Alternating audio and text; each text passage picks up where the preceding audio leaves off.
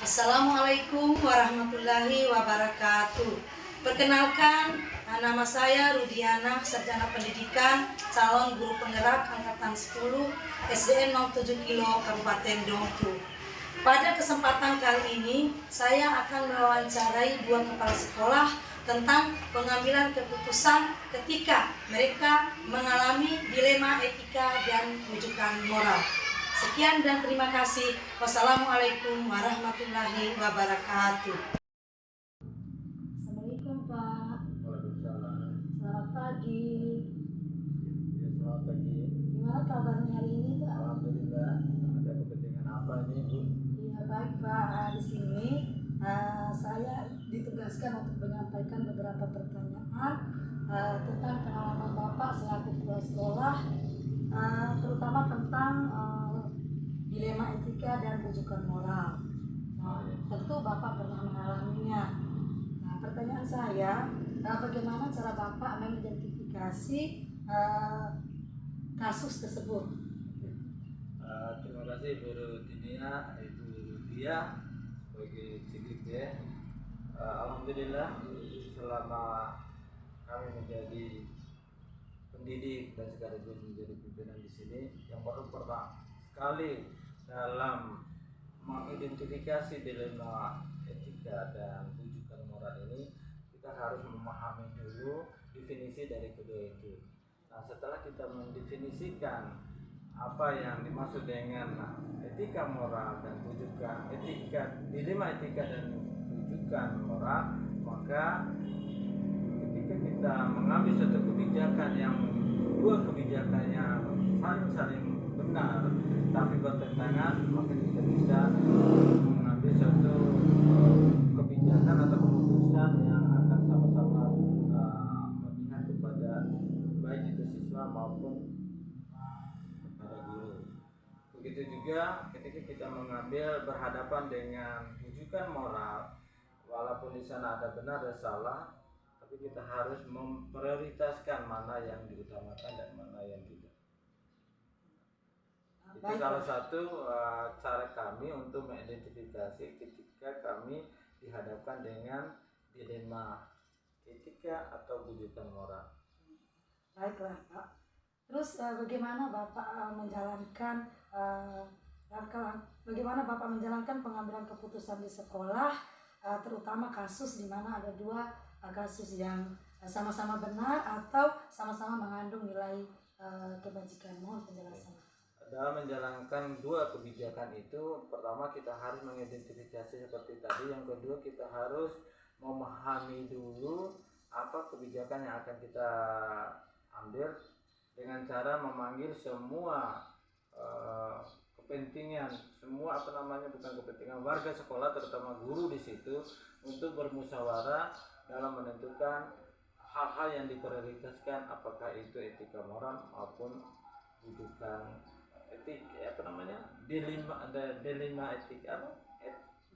dilema etika atau rujukan moral. Seperti itu kalau kita untuk menjalankan kedua permasalahan itu. Berarti Bapak butuh masukan dari warga sekolah untuk mempertimbangkan kasus karena tersebut. memang di sekolah ini bukan saja saya sebagai pimpinan, tapi ada guru-guru yang notabene bertanggung jawab bersama dalam hal keberhasilan di sekolah ini. Dan mungkin pertanyaan selanjutnya, dan bagaimana langkah-langkah Bapak sebagai kepala sekolah dalam pengambilan keputusan yang baik tersebut? Ada beberapa langkah-langkah yang harus diambil. Yang pertama itu mengidentifikasi permasalahannya, yang kedua bermusyawarah dengan warga sekolah, yang ketiga mungkin ada juga stakeholder yang punya kepentingan dalam hal memutuskan kebijakan yang akan berlaku di sekolah, sehingga akhir dari langkah-langkah itu akan menentukan prioritas mana yang diutamakan dalam menentukan kebijakan, sehingga tidak ada dari kedua belah pihak atau pihak lain yang dirugikan. Baiklah.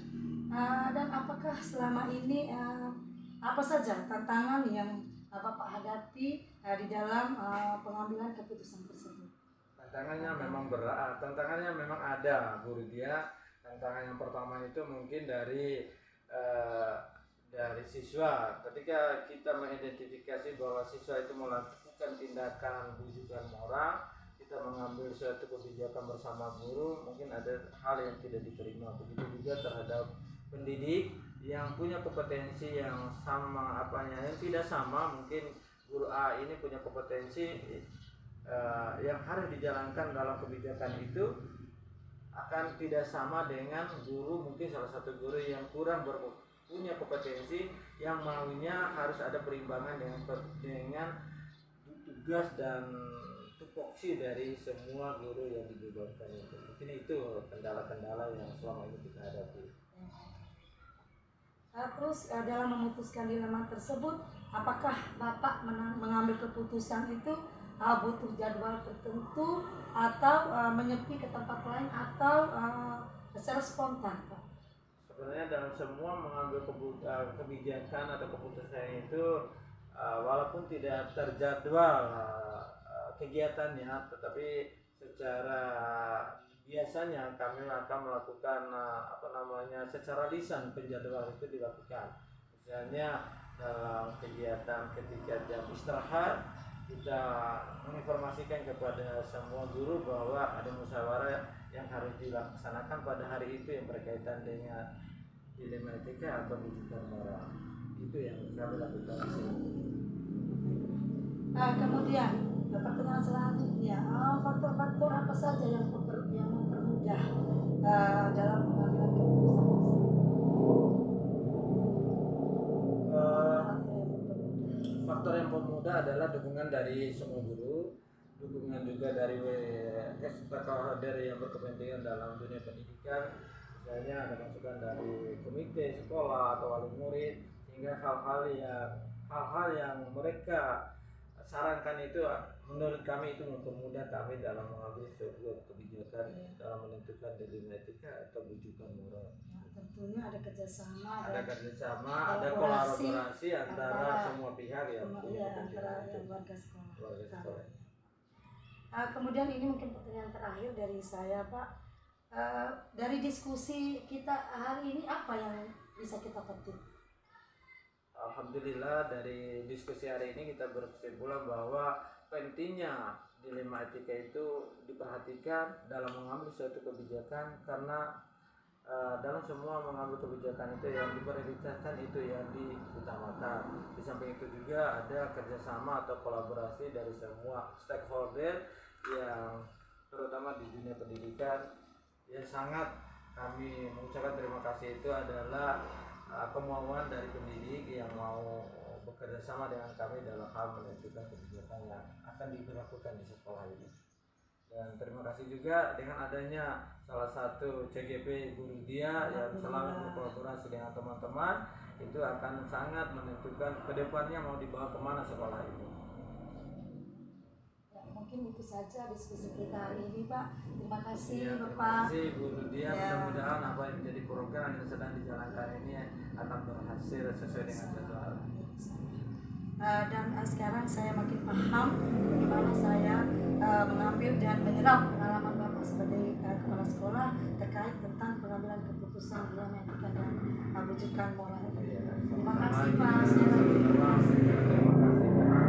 Adanya kerja sama-sama ini akan membuat dunia pendidikan khususnya di SD 07 Kilo ini bisa berkualitas dan baik. Terima kasih, Pak. Ya, assalamualaikum. Waalaikumsalam warahmatullahi wabarakatuh. Assalamualaikum Bu Endang, selamat pagi, apa kabarnya hari ini? Waalaikumsalam warahmatullahi wabarakatuh. Selamat pagi, selamat datang Ibu Rudiana di SDN 1 Kilo. Alhamdulillah kabar hari ini kami di SDN 1 Kilo baik-baik saja. Terima kasih atas kedatangannya. Dan terima kasih juga Ibu, saya sudah diberi kesempatan untuk berkunjung di sekolah Ibu untuk melakukan wawancara dengan Ibu selaku kepala sekolah di SDN 01 Kilo.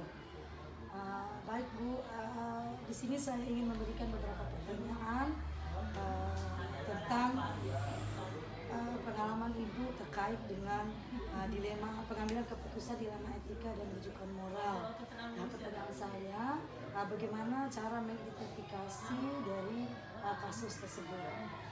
Baik, dalam memimpin sekelompok orang-orang yang sejatinya memiliki tujuan yang sama selama kurun waktu tertentu, tentu saja dalam perjalanannya kita akan dihadapkan pada berbagai kasus permasalahan yang harus kita selesaikan dengan baik, bijak, dan benar.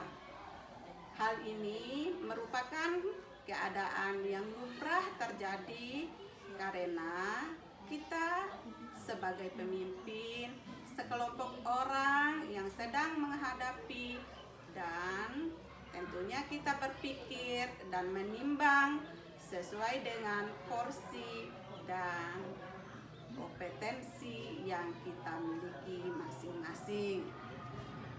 Kasus dilema etika merupakan kasus di mana ada hal-hal kepentingan yang sama-sama benar dan sama-sama mengandung nilai kebajikan.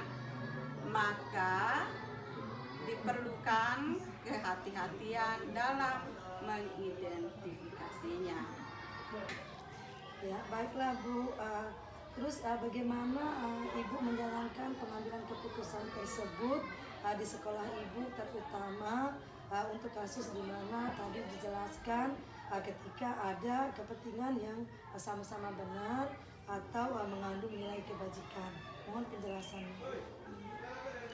Baik, sebagai kepala sekolah yang memimpin sebuah lembaga pendidikan, tentunya keputusan yang diambil mestilah bertujuan untuk kebaikan sekolah secara keseluruhan yang memiliki dampak risiko terkecil terhadap sekolah tersebut.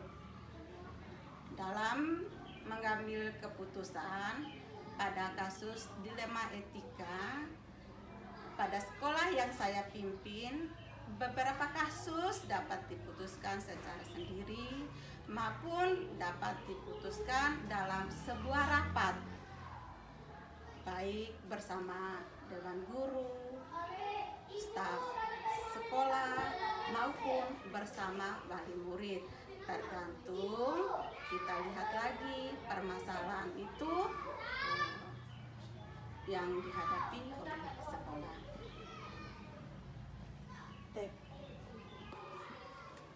Kemudian pertanyaan selanjutnya, bagaimana langkah-langkah Ibu sebagai kepala sekolah di dalam pengambilan keputusan yang baik tersebut? Tentu Ibu butuh masukan dari warga sekolah untuk mempertimbangkan kasus tersebut. Bukankah seperti itu, Bu? Ya.